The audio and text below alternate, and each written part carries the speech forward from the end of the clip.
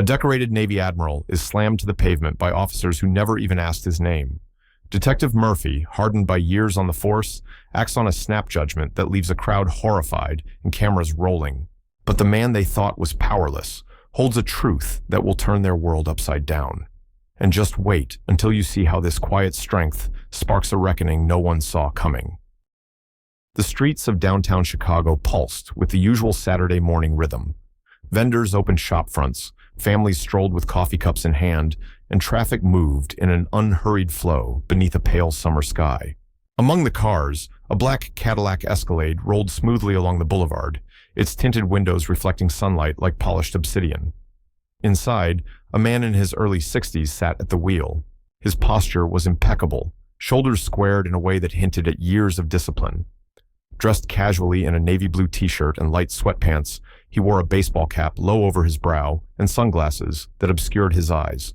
To passers-by, he looked like any other retiree enjoying a quiet drive. A white and blue patrol car merged into traffic behind him. Inside, two officers, Detective Scott Murphy and Officer Eric Bryce, watched the Escalade intently. "You see that?" Murphy muttered, tapping the steering wheel. "Big SUV, out-of-state plates. Could be worth a look." Bryce, younger and eager to prove himself, nodded. "Want me to run the plates?" "Already did. Nothing popped. But something feels off. Let's check him out." Flipping on their lights, the patrol car signaled for the Escalade to pull over. The SUV slowed, blinker flashing, and coasted to a stop at the curb. The older man rolled down his window as the two officers approached, their boots heavy on the asphalt. His voice, calm and deep, greeted them. "Good morning, officers. Is there a problem?" Murphy didn't answer. Instead, his eyes swept the interior, narrowing slightly. "License and registration, sir." "Of course," the man replied, reaching for his wallet. "Slowly," Bryce barked, his hand hovering near his holster. "Keep your hands where we can see them." The man froze for a second, then nodded, his movements deliberate. "I understand." As he handed over his documents, Murphy's radio crackled faintly. A group of pedestrians slowed their pace nearby, sensing tension. Murphy glanced at the license and back to the man. His jaw tightened. "Step out of the vehicle." "Pardon?" The man's brow furrowed beneath the cap. "I said, step out. Now." The man unbuckled his seatbelt and opened the door. Standing on the sidewalk, he raised his hands slightly, not in fear, but in a gesture of deference. "Officers, may I ask what this is about?" But before he could finish, Bryce moved in, grabbing his arm. "Hands behind your back." "Wait, hold on," the man began, but Murphy was already at his side, forcing his other arm back. The older man staggered, his sunglasses slipping down his nose as he was pushed toward the pavement. Passers-by stopped, their faces a mixture of shock and unease. A young woman across the street raised her phone, starting to record. "Sir, please," the man's voice strained as his face pressed against the warm concrete. "Quiet," Murphy snapped, as Bryce secured the cuffs. In the background, someone whispered to a friend, "Why are they treating him like that?" He didn't resist. Another bystander's voice was sharper. "This doesn't feel right." The man lay still, his chest rising and falling evenly. His eyes, now visible, held no panic, only a calm that was almost unnerving. And yet, no one watching could have guessed the storm that was about to break. Detective Scott Murphy prided himself on reading people. Years on the force had taught him to trust his instincts, and those instincts were telling him there was something about this driver that didn't sit right. He watched as the older man remained motionless on the sidewalk, hands cuffed behind his back, his expression calm and unreadable. "That look," Murphy muttered to himself. "I've seen it before. Too calm. Like he's been through this drill 100 times. Officer Eric Bryce shifted uncomfortably at his side. He was new enough to still feel the weight of every decision, but too eager to prove himself to question his partner. "You think he's dangerous?" Bryce asked quietly, his voice tight. "Dangerous or not, you don't get that car, that confidence, without knowing how to play the system." Murphy's tone was sharp, almost rehearsed. He glanced down at the license in his hand, but didn't take the time to read it fully. Across the street, a small crowd had started to gather. A few people pulled out their phones, their eyes darting between the officers and the man on the ground. Murmurs spread. "Why are they treating him like that? He didn't resist." They haven't even explained why they stopped him. The older man raised his head slightly, his voice steady despite the situation. Officers, I'm asking you to check my identification.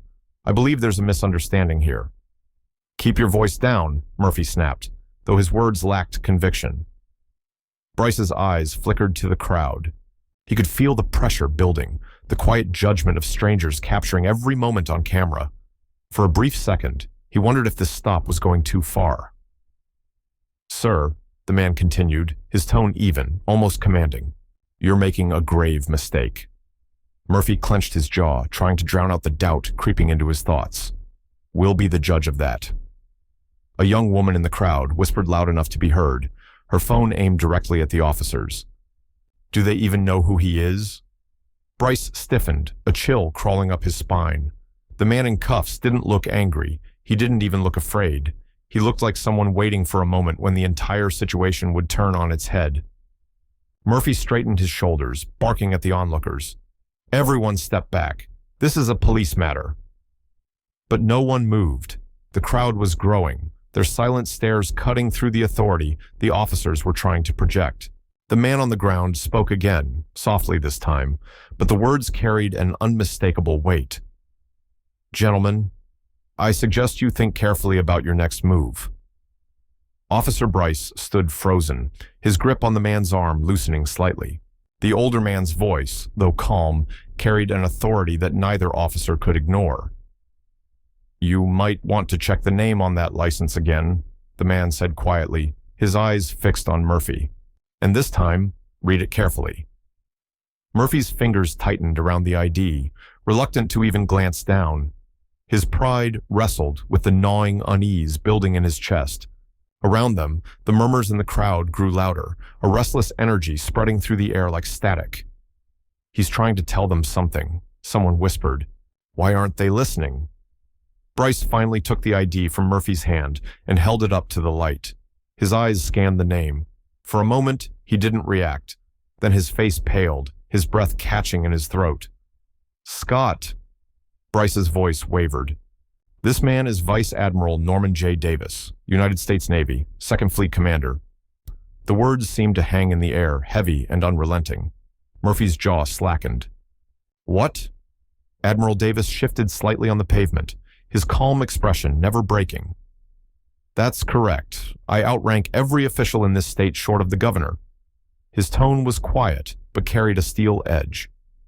And yet here I am, cuffed on the sidewalk. Phones in the crowd were now pointed directly at the officers, recording every second. Live streams lit up on social media with captions like, high-ranking Navy officer wrongfully detained, Chicago PD under fire after shocking stop. The crowd began to voice their outrage more openly now. Uncuff him. Do they know what they've done? This is going viral already. Bryce's hands trembled as he reached for the cuffs. Sir, we didn't realize... Of course you didn't, Davis said, his eyes locking on Murphy. Because you assumed. The silence between them was deafening. Murphy's face burned, a mix of anger at himself and at the situation spiraling out of control. He reached for his radio with shaky hands, but Davis's words cut through the tension like a blade. I suggest you think very carefully before you call anyone, because the next voice you hear may not be so forgiving. A ripple ran through the crowd as someone shouted, Accountability, this has to go public. And just like that, Murphy felt the weight of the entire city pressing down on him. His authority, once absolute, now felt paper-thin under the unflinching gaze of a man whose calm was more powerful than any weapon. The video of Vice Admiral Norman J. Davis being forced to the pavement had already reached millions by the time the sun set over Chicago. News alerts lit up screens across the country. Headlines screamed in bold fonts, Decorated Navy Admiral detained without cause. Public outcry grows as Chicago PD faces scrutiny. I served my country, but was treated like a suspect. Davis speaks out. By morning, the precinct where Detective Murphy and Officer Bryce were stationed was surrounded by reporters. Protesters stood shoulder to shoulder outside, their voices rising in unison. Justice for Davis. End the bias. End the abuse. Inside, Murphy sat at his desk, staring at his badge. His hands were still, but his mind raced. He had spent years believing he was protecting the city, believing his instincts were infallible.